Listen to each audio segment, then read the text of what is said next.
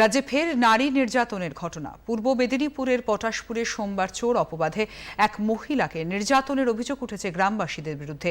এক্ষেত্রে প্রশাসন নীরব ছিল বলে জানা গেছে। জনতা নিজেই আইন হাতে তুলে নিয়ে নৈতিক পুলিশের দায়িত্ব পালন করেছে। তারা ওই মহিলার উপর অত্যাচার চালায় বলে অভিযোগ। নির্যাতিতা একজন গৃহবধূ, তার বিরুদ্ধে প্রতিবেশীরা চুরির অভিযোগ এনেছিল।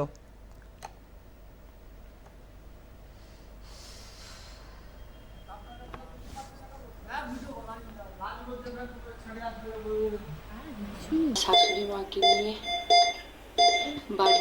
ওদের বাড়িতে যাই। ওদের বাড়িতে যেতেই আমার শাশুড়ি মাকে বের করে দিয়ে মারধর শুরু করে।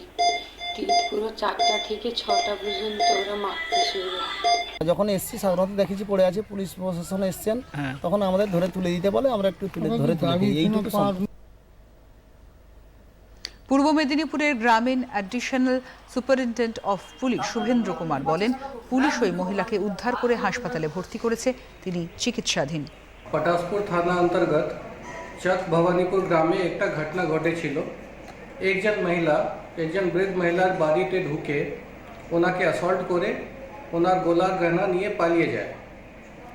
গ্রামবাসীরা ওই মহিলাকে পালাতে দেখে ওকে ডিটেইন করেছে এবং ওনার সঙ্গে একটা হাতাহাতি হয়েছে। পুলিশ ওই মহিলাকে সাথে সাথে রেস্কিউ করে প্রতাপদিঘি পিএসসি তে অ্যাডমিট করে ওনার অবস্থা এখনই স্টেবল আছেন উনি। যে দুই মহিলার মধ্যে গন্ডগোল হয়েছিল ওনারা প্রতিবেশী, দে আর নেবার্স।